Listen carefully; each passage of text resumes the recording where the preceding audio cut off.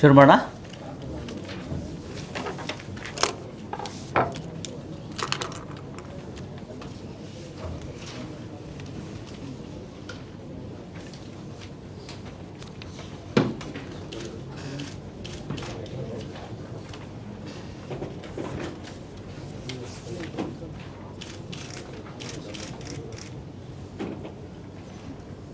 Ready?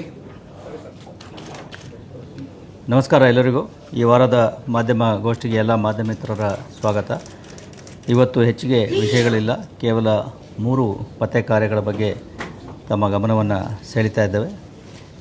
ಇದು ಸ್ವತ್ತಿನ ಅಪರಾಧಗಳಲ್ಲಿ ನಮ್ಮ 3 ಪೊಲೀಸ್ ಠಾಣೆಯವರು ಮಾಡಿರ್ತಕ್ಕಂತಹ ರಿಕವರಿಗಳು. ಒಟ್ಟು ಮೌಲ್ಯ ಸುಮಾರು 1 ಕೋಟಿಯಷ್ಟು ಆಗಿರ್ತದೆ. ಮೊದಲನೇದಾಗಿ ಅಲ್ಸೂರ್ಗೇಟ್ ಪೊಲೀಸ್ ಠಾಣೆಯವರು ತಮ್ಮ ಸರಹದ್ದಿನ ನಗರಪೇಟೆಯಲ್ಲಿರ್ತಕ್ಕಂತಹ ಒಂದು ಈ ಹಾಲ್ಮಾರ್ಕ್ ಆ್ಯಂಡ್ ಅಸೆ ಸೆಂಟರ್ ಅಂತಕ್ಕಂಥ ಒಂದು ಅಂಗಡಿಯಲ್ಲಿ ಅದೇ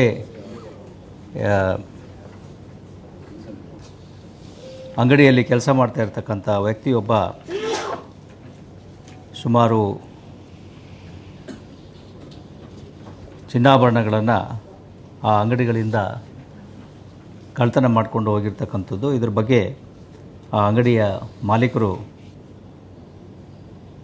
18ನೇ ತಾರೀಕು, ಜನವರಿ 18ನೇ ತಾರೀಕು ಅಲ್ಸೂರ್ಗೇಟ್ ಪೊಲೀಸ್ ಠಾಣೆಯಲ್ಲಿ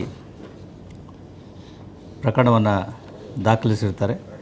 ಅದರ ಆಧಾರದಲ್ಲಿ ಪ್ರಕರಣವನ್ನು ದಾಖಲಿಸಿಕೊಂಡಿರ್ತಕ್ಕಂತಹ ಪೊಲೀಸರು ಆ ವ್ಯಕ್ತಿಯನ್ನು 6ನೇ ತಾರೀಕು, ಫೆಬ್ರವರಿ 6ನೇ ತಾರೀಕು ಮೆಜೆಸ್ಟಿಕ್ ಬಳಿ ಆತನನ್ನು ಬಂಧಿಸಿ ಆತನ ಒಂದು ಪೊಲೀಸ್ ಕಸ್ಟಡಿಯನ್ನು ತೆಗೆದುಕೊಂಡು ಕೂಲಂಕಷವಾಗಿ ವಿಚಾರಣೆಯನ್ನು ಮಾಡಿದಂತಹ ಸಂದರ್ಭದಲ್ಲಿ ಆತ ಈ ರೀತಿ ಅದೇ ತಾನೇ ಕೆಲಸ ಮಾಡ್ತಾ ಇರ್ತಕ್ಕಂತಹ ಅಂಗಡಿಯಲ್ಲಿ ಈ ಕಳ್ಳತನವನ್ನು ಮಾಡಿಕೊಂಡಿರ್ತಕ್ಕಂಥದ್ದನ್ನು ಒಪ್ಪಿಕೊಂಡಿರ್ತಾನೆ ಮತ್ತು ಅದರಂತೆ ಆ ಚಿನ್ನಾಭರಣಗಳನ್ನು ರಾಜಸ್ಥಾನದ ಓರ್ವ ವ್ಯಕ್ತಿಯ ಬಳಿ ಕೊಟ್ಟಿರುವುದಾಗಿ ಒಪ್ಪಿಕೊಂಡಿರ್ತಾನೆ. ಅದರ ಆಧಾರದ ಮೇಲೆ ಪೊಲೀಸರು ರಾಜಸ್ಥಾನಕ್ಕೆ ಹೋಗಿ ಆ 2ನೇ ವ್ಯಕ್ತಿಯನ್ನು ಕೂಡ ಬಂಧಿಸುವಲ್ಲಿ ಯಶಸ್ವಿಯಾಗಿದ್ದಾರೆ ಮತ್ತು ಈ ಬಂಧಿತರಿಂದ ಒಟ್ಟು ಇದುವರೆಗೆ ಸುಮಾರು 727 ಗ್ರಾಂ ಚಿನ್ನಾಭರಣಗಳನ್ನು ಈಗ ವಶಪಡಿಸಿಕೊಳ್ಳಲಾಗಿದೆ. ಇದರ ಒಟ್ಟು ಮೌಲ್ಯ ಸುಮಾರು 63 ಲಕ್ಷ ಅಂಥೇಳಿ ಅಂದಾಜಿಸಲಾಗಿದೆ. ಇಬ್ಬರೂ ಆರೋಪಿಗಳು ರಾಜಸ್ಥಾನದವರಾಗಿರ್ತಾರೆ. ಈ ಮೊದಲನೇ ಆರೋಪಿ ಏನಿದ್ದಾರೆ ಸುಮಾರು 20 ವರ್ಷದವನಿತ್ತು. ಆತ ಈ ಅಂಗಡಿಯಲ್ಲಿ ಕಳೆದ 6 ತಿಂಗಳಿಂದ ಅಲ್ಲಿ ಕೆಲಸ ಮಾಡ್ಕೊಂಡು ಈ ಅಂಗಡಿಯವರು ಈ ಹಾಲ್ಮಾರ್ಕ್ ಸೀಲನ್ನು ಹಾಕ್ತಕ್ಕಂಥ ಒಂದು ವೃತ್ತಿಯಲ್ಲಿ ಇದ್ದಾರೆ. ಅಂದರೆ ಪ್ಯೂರಿಟಿ ಆಫ್ ಗೋಲ್ಡನ್ನು ಚೆಕ್ ಮಾಡಿ ಅದಕ್ಕೆ ಸೀಲನ್ನು ಹಾಕ್ತಕ್ಕಂಥದ್ದು.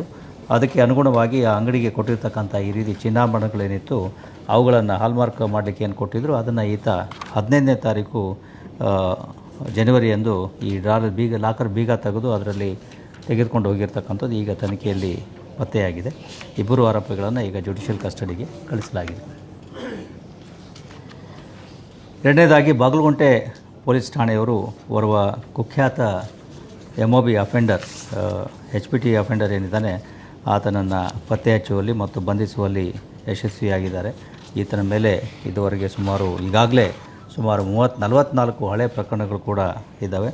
ಇದು ಆಗಿರ್ತಕ್ಕಂಥದ್ದು 31 ಜನವರಿ ಈ ಬಾಗಲಕೋಟೆ ಪೊಲೀಸ್ ಠಾಣೆಯಲ್ಲಿ ಒಂದು ವಾಹನ ಕಳ್ಳತನದ ಪ್ರಕರಣ ದಾಖಲಾಗಿರ್ತದೆ. ಅದು 21ನೇ ತಾರೀಕು ರಾತ್ರಿ ಫಿರ್ಯಾದಿದಾರರು ವಾಸವಿರ್ತಕ್ಕಂಥ ಮನೆ ಮುಂಭಾಗ ಏನು ದ್ವಿಚಕ್ರ ವಾಹನವನ್ನು ನಿಲ್ಲಿಸಿದ್ರು ಅದನ್ನು ಯಾರೋ ಕಳ್ಳರು ತೆಗೆದುಕೊಂಡು ಹೋಗಿರ್ತಾರೆ. ಅದನ್ನು ಗಮನಿಸಿ ಅವರು 31ನೇ ತಾರೀಕು ದೂರನ್ನು ನೀಡಿರ್ತಾರೆ. ಅದರ ಆಧಾರದ ಮೇಲೆ ಪೊಲೀಸರು ಬೇರೆ ಬೇರೆ ಆಯಾಮಗಳಿಂದ ತನಿಖೆಯನ್ನು ಕೈಗೊಂಡು 5ನೇ ತಾರೀಕು ಫೆಬ್ರವರಿ ಬೆಂಗಳೂರಿನಿಂದಲೇ 3 ವ್ಯಕ್ತಿಗಳನ್ನು ವಶಕ್ಕೆ ಪಡೆದುಕೊಳ್ತಾರೆ ಮತ್ತು ಅವರನ್ನು ಕೂಲಂಕಷವಾಗಿ ವಿಚಾರಣೆ ಮಾಡಿದಾಗ ಅವರು ಈ ಕಳ್ಳತನ ಮಾಡಿದವರ ಜೊತೆಗೆ ಬೇರೆ ಬೇರೆ ಕಡೆಗಳಲ್ಲಿ ಇನ್ನೂ ಈ ದ್ವಿಚಕ್ರ ವಾಹನಗಳ ಕಳ್ಳತನ ಜೊತೆಗೆ 3 HPTಗಳನ್ನು ಮಾಡಿರ್ತಕ್ಕಂಥದ್ದನ್ನು ಒಪ್ಕೊಂಡಿರ್ತಾರೆ. ಅದರ ಆಧಾರದ ಮೇಲೆ ಪೊಲೀಸರು ಬೇರೆ ಬೇರೆ ಕಡೆ ಅವರು ಅಡಗಿಸಿಟ್ಟಿರ್ತಕ್ಕಂತಹ ಒಟ್ಟು 16 ದ್ವಿಚಕ್ರ ವಾಹನಗಳನ್ನು ಇದುವರೆಗೆ ವಶಪಡಿಸ್ಕೊಂಡಿರ್ತಾರೆ. ಜೊತೆಗೆ 76 ಗ್ರಾಮ್ ಚಿನ್ನಾಭರಣಗಳನ್ನು ವಶಪಡಿಸ್ಕೊಂಡಿರ್ತಾರೆ. ಒಟ್ಟು ಮೌಲ್ಯ ಸುಮಾರು 30 ಲಕ್ಷ ಆಗಬಹುದಾಗಿದೆ.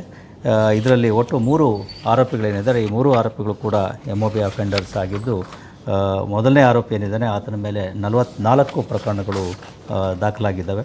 ಈತ ಬೆಂಗಳೂರಿನ ಯಶವಂತಪುರದವನು, 38 ವರ್ಷ. ಎರಡನೇ ಆರೋಪಿಯ ಮೇಲೆ 8 ಪ್ರಕರಣಗಳು ಹಳೆ ಪ್ರಕರಣಗಳಿದ್ದಾವೆ ಮತ್ತು ಮೂರನೇ ಆರೋಪಿ ಮೇಲೆ 6 ಪ್ರಕರಣಗಳು ದಾಖಲಾಗಿದ್ದು ಕಂಡುಬರ್ತದೆ. ಹೀಗೆ ಈ ದ್ವಿಚಕ್ರ ವಾಹನಗಳ ಕಳ್ಳತನವನ್ನು ನಾವು ಸೀರಿಯಸ್ ಆಗಿ ತೆಗೆದುಕೊಳ್ತಾ ಇರೋದ್ರಿಂದ ಈ ಪ್ರಕರಣಗಳು ಪತ್ತೆ ಆಗ್ತದೆ. ಜೊತೆಗೆ ಅದರ ಜೊತೆಗೆ ಈ ಕಳ್ಳತನವಾಗಿರ್ತಕ್ಕಂತಹ ವಾಹನಗಳು ಬೇರೆ ಅಪರಾಧಗಳನ್ನು ಮಾಡಲಿಕ್ಕೆ ಕೂಡ ಇವರು ಬಳಸ್ತಾ ಇರ್ತಕ್ಕಂಥದ್ದು ಪತ್ತೆ ಆಗ್ತಾಯಿದೆ. ಅದರಿಂದ ನಾವು ಸಾರ್ವಜನಿಕರಲ್ಲಿ ಅನೇಕ ಸಂದರ್ಭಗಳಲ್ಲಿ ಅಪೀಲ್ ಮಾಡ್ತಾ ಇರ್ತಕ್ಕಂಥದ್ದು ಈ ದ್ವಿಚಕ್ರ ವಾಹನಗಳು ಅಥವಾ ನಿಮ್ಮ ಯಾವುದೇ ವಾಹನಗಳಿದ್ದಾವೆ ಅವುಗಳ ಸೂಕ್ತ ರಕ್ಷಣೆ ಮತ್ತು ಭದ್ರತೆ ಬಗ್ಗೆ ಗಮನ ಕೊಡಲಿಕ್ಕೆ ನಾವು ಕೇಳ್ತಾ ಇದ್ದೇವೆ. ಸೂಕ್ತ ಸುರಕ್ಷತಾ ಕ್ರಮಗಳನ್ನು ಅದರಲ್ಲಿ ಅಳವಡಿಸ್ಕೊಳ್ತಕ್ಕಂಥದ್ದು, GPS ಹಾಕ್ಸ್ತಕ್ಕಂಥದ್ದು ಇರ್ಬೋದು ಅಥವಾ ಒಳ್ಳೆಯ ಲಾಕಿಂಗ್ ಮೆಕ್ಯಾನಿಸಮನ್ನು ಹಾಕ್ತಕ್ಕಂಥದ್ದು ಇರ್ಬೋದು. ಜೊತೆಗೆ ಸುರಕ್ಷಿತ ವಲಯಗಳಲ್ಲಿ ಅವುಗಳನ್ನು ಪಾರ್ಕ್ ಮಾಡ್ತಕ್ಕಂಥದ್ದು, ಅದರಲ್ಲೂ ಮುಖ್ಯವಾಗಿ ರಾತ್ರಿ ಹೊತ್ತಿನಲ್ಲಿ ಅವುಗಳನ್ನು ಪಾರ್ಕ್ ಮಾಡುವಾಗ ಸ್ವಲ್ಪ ರಕ್ಷಣೆ ಭದ್ರತೆ ಇರತಕ್ಕಂಥ ಸ್ಥಳದಲ್ಲಿ, ಲೈಟಿಂಗ್ ಇರ್ತಕ್ಕಂಥ ಸ್ಥಳದಲ್ಲಿ, ಲಾಕಿಂಗ್ ವ್ಯವಸ್ಥೆ ಇರತಕ್ಕಂಥ ಸ್ಥಳದಲ್ಲಿ ಮಾಡ್ತಕ್ಕಂಥದ್ದು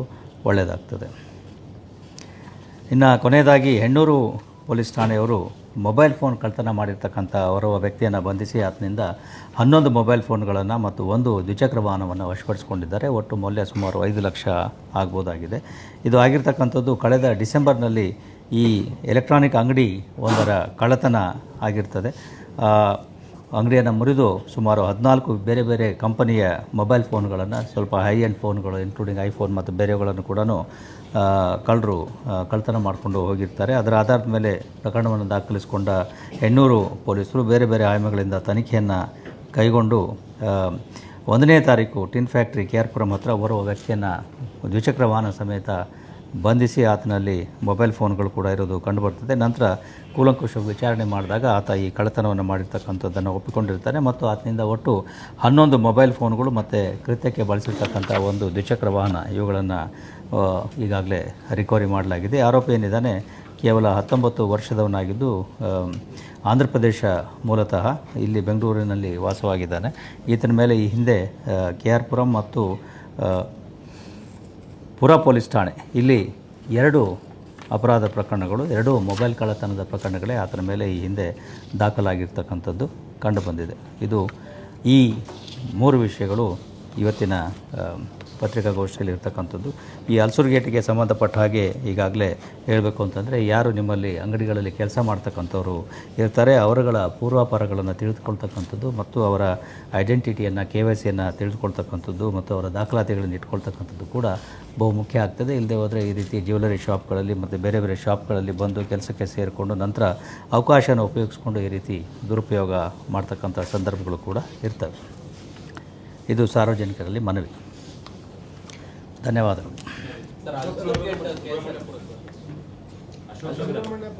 ಅಶೋಕ್ ನಗರ, ಹಲಸೂರು ಗೇಟ್, ಸುಬ್ರಹ್ಮಣ್ಯ ಯಾವುದು ಅದರಲ್ಲಿ ಆಗಿರ್ತಕ್ಕಂಥ ಘಟನೆ ಆಗಿದೆ. ಅದರಲ್ಲಿ ಆರೋಪಿಯನ್ನು ಅತಿ ಶೀಘ್ರದಲ್ಲೇ ನಾವು ಬಂಧಿಸ್ತೇವೆ. ಅದು ಕೂಡ ತನಿಖೆಯಲ್ಲಿದೆ. ಬೆಳಗ್ಗೆ ನಾನು ಕೂಡ ಸ್ಥಳಕ್ಕೆ ಹೋಗಿ ಬಂದಿದ್ದೇನೆ. ಅದರಲ್ಲಿಯೂ ಕೂಡ ಆದಷ್ಟು ಶೀಘ್ರದಲ್ಲಿ ನಾವು ಯಾರು ಆರೋಪಿಗಳು ಇದ್ದಾರೆ ಅವರನ್ನು ಪತ್ತೆ ಹಚ್ಚಿ ಬಂಧಿಸ್ತಕ್ಕಂಥ ಕೆಲಸವನ್ನು ಮಾಡ್ತೇವೆ ಮತ್ತು ಅವರುಗಳ ಮೇಲೆ ಕಠಿಣವಾದಂತಹ ಕಾನೂನು ಕ್ರಮಗಳೇನಿದೆ ಅವುಗಳನ್ನು ತೆಗೆದುಕೊಳ್ತೇವೆ.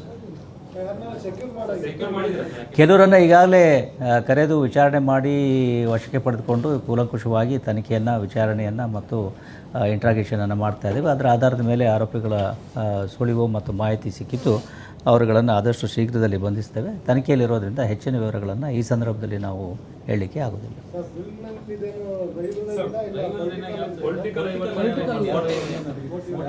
ಇದು ಈಗಿನ ತನಿಖೆಯ ಆಧಾರದಲ್ಲಿ ಹೇಳೋದಾದರೆ ಪೂರ್ವ ವೈಷಮ್ಯದಿಂದ ಆಗಿರ್ತಕ್ಕಂತಹ ಕೃತ್ಯ. ಯಾವ ರೀತಿಯ ಪೂರ್ವ ವೈಷಮ್ಯ ಅನ್ನೋದು ಇನ್ನೂ ಹೆಚ್ಚಿನ ತನಿಖೆಯಲ್ಲಿ ಗೊತ್ತಾಗ್ತದೆ.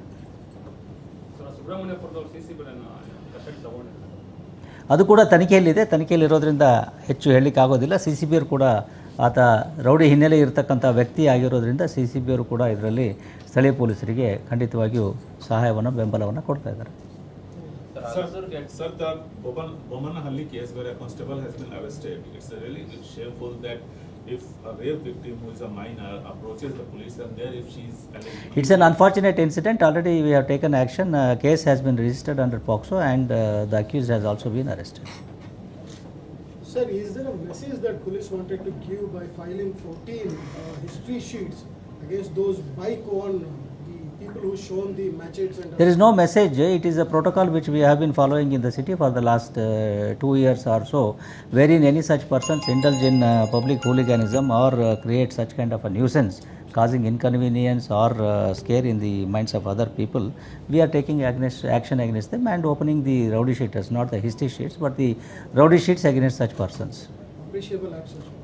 Thank you. Anything else? Thank you.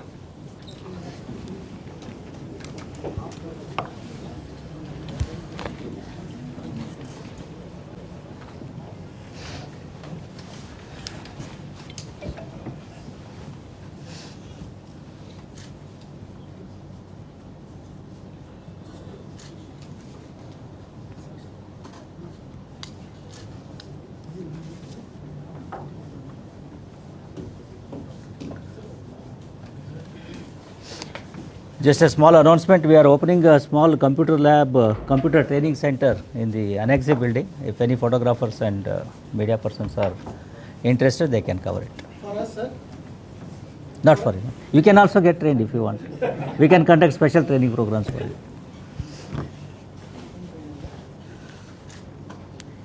Especially if you are a victim of cybercrime.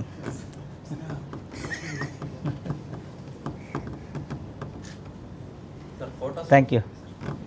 ಯಾವುದು ಫೋಟೋ ಕೊಡಪ್ಪ. ಯಾರು?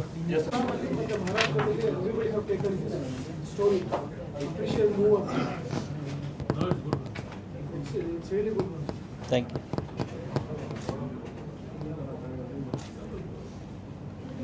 Okay, thank you. ಹೆಚ್ಚಿನ ವಿಡಿಯೋಗಳಿಗೆ ಪ್ರತಿಧ್ವನಿ ಯೂಟ್ಯೂಬ್ ಚಾನೆಲ್ ಸಬ್ಸ್ಕ್ರೈಬ್ ಮಾಡಿ, ಬೆಲ್ ಐಕಾನ್ ಕ್ಲಿಕ್ ಮಾಡಿ.